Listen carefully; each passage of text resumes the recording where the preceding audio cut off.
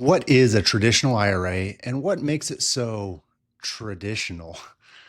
This is the Retirement Cheat Code, and I'm JD White. Today, we're going to cover exactly that, along with some of the rules and limitations around traditional IRAs.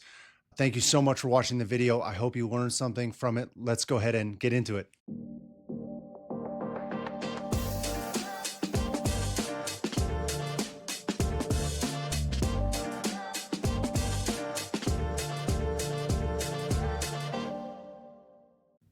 If you haven't already watched my video about what is a pre-tax account, I would highly recommend that you go start there. There's a lot of high level information that's going to cover some of the basics of what a traditional IRA is before we actually dive into a little bit more of the specifics of this account. So go watch that first and then come back and watch this one.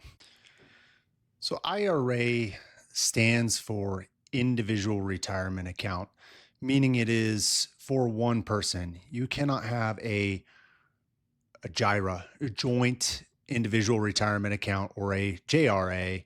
Those don't exist. The IRA was born in 1974, and it was designed as a way for us to kick the can down the road on paying taxes on the income that we were earning outside of, say, your 401k or your employer sponsored plans.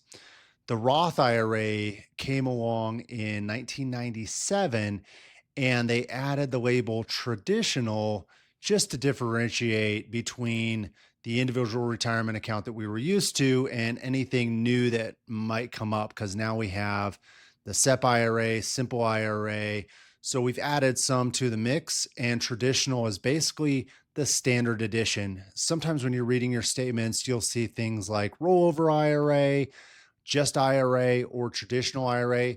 Those are all the same thing. What we're doing there is we're trying to take some of our income, kick it down the road, not pay the taxes today, so it reduces our current tax bill. And then the idea is that we're going to pay that later down the road when we are hopefully in a lower tax bracket. The amount that you can contribute to a traditional IRA for 2025, $7,000. If you're over the age of 50, you get an extra $1,000 or $8,000 total. Now, this is a combined maximum. So this includes if you have multiple IRAs. So let's say you have 3 or 4 traditional IRAs, it's $7,000 or $8,000 combined total. That also includes any Roth IRAs that you have. This does not include simple or SEP IRAs. If you have those, they have different limits. But for traditional IRAs and Roth IRAs, it is a combined maximum. So normally when you contribute to your traditional IRA, you're going to get a deduction. However, there are times where if you make a certain amount of money or too much money, that deduction can be reduced or eliminated. Also, if you or your spouse is covered by a plan at work, the same things come into effect. So, if you're married filing jointly, you're able to contribute to a spousal IRA for your spouse, even if they don't have earned income. Your earned income can allow you to contribute to both of those IRAs. If you don't have any earned income, so you're retired or unemployed, you cannot contribute to a traditional IRA or a Roth IRA for that matter. You have to have earned income, or your spouse has to have earned income. The phase out range for that, once you are over $126,000 for 2025, you start to see that deduction get reduced. So the amount that you can take off of your tax bill is now going to start shrinking until you get up to $146,000. And this is modified adjusted gross income, or MAGI. Once you're over $146,000, that money you now have been putting into your traditional IRA cannot be deducted. So let's talk for a second about non-deductible contributions to a traditional IRA. My God, that's a mouthful. Okay, so let's say me and my wife make $150,000 modified adjusted gross income on our tax return. You can find that, it's a line item on your tax return. So we're over the limit. I put in $7,000 into my traditional IRA for the year. That's now a non-deductible contribution to my IRA. What the heck does that mean? Okay, that means as far as my tax return goes this year, it does not help me at all. I'm not going to get a deduction for that. So why would I even bother? Well, down the road, now I've paid the taxes on that principal. So that $7,000 that I put in, I can pull back out down the road, totally tax free.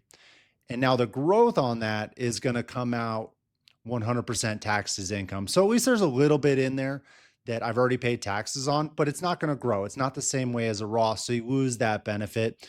We typically don't advise our clients to make non deductible contributions just for the fun of it. Typically, this is a strategy that we use when we're trying to make what we call backdoor Roth IRA contributions. And I'm going to talk about that in more detail in another video because it's a whole strategy that we're really fond of. We think it's a great idea. But what you do is you make a non deductible contribution to a traditional IRA and then you convert it to Roth IRA. Now, there's a whole lot of stuff around that we got to talk about, but just know that that's usually the only reason that we would make a non-deductible contribution to a IRA is that it allows us to then convert those funds without owing taxes on it, assuming we don't have other traditional IRA money. So again, there's a lot of things we got to address there, but just know that that is typically the only reason we would make that non-deductible traditional IRA contribution. So that's really the bulk of the information on traditional IRAs that I think that you need to know as someone that is looking to put money away for the future in practical use. And I got to be careful here. I don't want these to come off as recommendations, but in practical use, what we typically will see our clients use these for is if you don't have a retirement plan option through work, traditional IRAs and Roth IRAs are great options, assuming that you meet their limitations for income. Or if if you're looking to contribute funds for your spouse, and again, you're under those limitations, can be great options there. And then we typically see them used as a consolidation tool. If you have left an employer or over certain ages, sometimes you will not want to keep that money in your 401k or employer sponsored plan. Maybe you want some more control over it. Maybe you want someone to manage it for you. Maybe you want more investment options. There's a lot of variables. You'll see it on my disclosure page. There's some options in there for you. But that's kind of practical use for you. So if you enjoyed this video, would really appreciate it if you would consider clicking that thumbs up button for me. That lets me know that you're enjoying these. And of course, if you want to support me in this channel, the best thing you can do is subscribe.